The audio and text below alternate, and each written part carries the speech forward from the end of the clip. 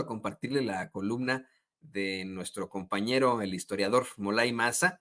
Es una columna muy interesante que yo le pido a usted no se la pierda antes de que comience ya la conferencia de prensa mañanera de la doctora Claudia Sheinbaum. Escuche, vea.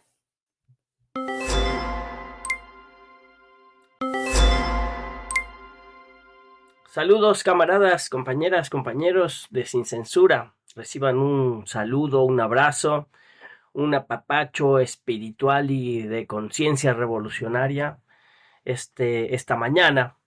Espero que se encuentren muy bien y que estén disfrutando este segundo día del gobierno de Claudia Sheinbaum, que es realmente un momento protagónico de la historia de nuestro país.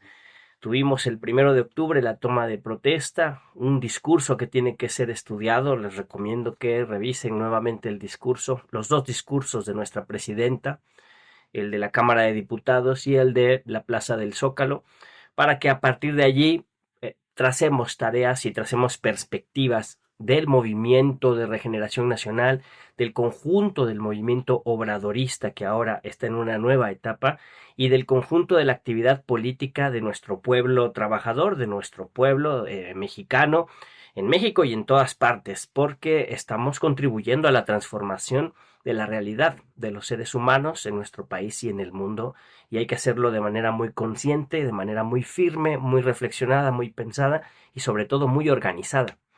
El 2 de octubre, muy importante, el primer decreto del gobierno de Claudia Sheinbaum tiene que ver con el 2 de octubre de 1968. Un 2 de octubre tremendo en donde el Priato, encabezado en aquel momento por Gustavo Díaz Ordaz, sacó a las huestes del ejército ordenándoles reprimir al pueblo, a los estudiantes. Este 2 de octubre del 2024, el decreto que es un paso firme del gobierno de Claudia Sheinbaum genera las bases para que el ejército mexicano no sea utilizado por el poder civil nunca en los marcos de la legalidad constitucional para reprimir al pueblo, para reprimir movimientos sociales. No solo se hace un homenaje, como ya se ha dicho en varios espacios, no solo se hace un homenaje a las víctimas del 68, sino que se establecen normas, decretos, leyes que niegan la posibilidad, es decir, prohíben la posibilidad de que el ejército, por cualquier gobierno, sea usado para reprimir a los movimientos sociales y al pueblo trabajador. Eso es muy importante. Yo soy hijo de 68eros, madre y padre sobrevivieron a la matanza del 2 de octubre y por lo tanto, pues como todo el pueblo, en la sangre llevo la necesidad de las libertades democráticas, la lucha por la justicia, la democracia, la verdad y las garantías de no repetición. También se cumplen 13 años del movimiento de regeneración nacional, el movimiento que ha llevado al gobierno, tanto a Andrés Manuel López Obrador como a Claudia Sheinbaum, en alianza con otras fuerzas políticas, cumple años de haber sido iniciado su proceso de construcción como asociación civil. Esto es muy importante porque ahora el movimiento no solo es un partido movimiento, intenta ser un partido movimiento, todavía hay que construir, hay que desarrollarlo, que ya gobierna en varias partes del país y que puede hoy por hoy, en este momento constituyente de nuestra república, modificar la constitución como ya ha pasado con la reforma al Poder Judicial, como ha pasado con la ley de los pueblos indígenas y como pasará con otras leyes, puede modificar la estructura del Estado. Por eso es un poder constituyente, porque el Congreso de la Unión, junto con los congresos estatales, pueden modificar la Constitución y modificar la estructura del Estado. Pero no solo eso, el Movimiento de Regeneración Nacional, como partido movimiento, es un movimiento, un partido que busca transformar la realidad nacional y que ahora está dirigido también por una compañera, por una mujer, por Luisa María Alcalde, que dejó muy claro en el Congreso del partido, donde ella fue electa presidenta y ahora ha iniciado funciones, dejó muy claro que es un partido, el Partido de Regeneración, el Movimiento de Regeneración Nacional, que se tiene que construir desde abajo, desde los comités de protagonistas del cambio verdadero, ahora comités de defensa de la transformación, desde los círculos de estudio, desde los espacios de formación política, crear representación, votar por sus representaciones, construir sus estructuras para representar al pueblo, para organizar al pueblo, para movilizar al pueblo y para concientizar al pueblo. Por eso es tan importante el Instituto Nacional de Formación Política. Y hay un tema central, y con esto cierro mi participación. En los 100 puntos que enumeró nuestra presidenta Claudia Sheinbaum, enumeró el tema de la lucha por las 40 horas.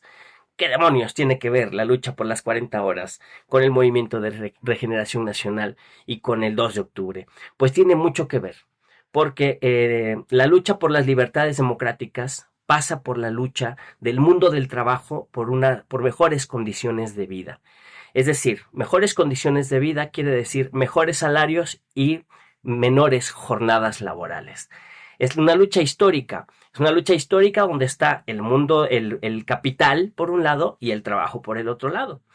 El sindicalismo es la herramienta de los trabajadores para negociar el precio de su fuerza de trabajo. El precio de su fuerza de trabajo es el salario. Normalmente el capital busca pagar salarios que apenas sirvan para reproducir la vida del trabajador, así, reproducirla miserablemente. Y los trabajadores históricamente hemos luchado porque el salario sirva no solo para reproducir nuestras vidas, sino para ser felices, para vivir bien, para vivir en armonía, para vivir con dignidad. Entonces, hemos logrado aumentar el salario mínimo históricamente. Ahora tenemos que lograr disminuir la jornada laboral históricamente y por eso es fundamental la jornada de 40 horas. Porque para hacer política necesitas tiempo. Para ir al cine necesitas tiempo. Para estar con tu familia, para hacer arte, para participar de la cultura necesitas tiempo. Necesitas tiempo libre. Necesitas ocio. El derecho al ocio es fundamental. El derecho al descanso, el derecho a la relajación, el derecho a pasear por la ciudad, el derecho a ir al parque de Chapultepec con una jornada de trabajo menos pesada, pero con un mejor salario. Y dicen, es que los empresarios van a querer aumentar los precios, van a querer aumentar la jornada de trabajo, van a querer bajar el salario si es que se aumenta la jornada de 40 horas. Pues para eso necesitamos un Estado fuerte. Para eso el pueblo vota por un gobierno que va a respetar y a hacer respetar la Constitución y que va a legislar en favor del pueblo, para mejorar las condiciones de vida de todo el pueblo y para decirle a los empresarios que perfectamente bien pueden seguir generando ganancias como lo hicieron durante el sexenio, permitiendo que los trabajadores trabajen semanas de 40 horas y respetando un buen salario sin aumentar los precios de sus mercancías. Para eso se necesita el Estado. El Estado es un instrumento de las mayorías populares para ejercer organización y gobierno en una sociedad y el partido es una herramienta de los pueblos para luchar por su emancipación y por las libertades democráticas que se negaron en el 68 pero que ahora están sobre la mesa. Muchas gracias, les mando un fuerte abrazo, a construir movimiento, a construir conciencia, a construir la lucha del nuevo movimiento de trabajadores por las 40 horas. Bye bye.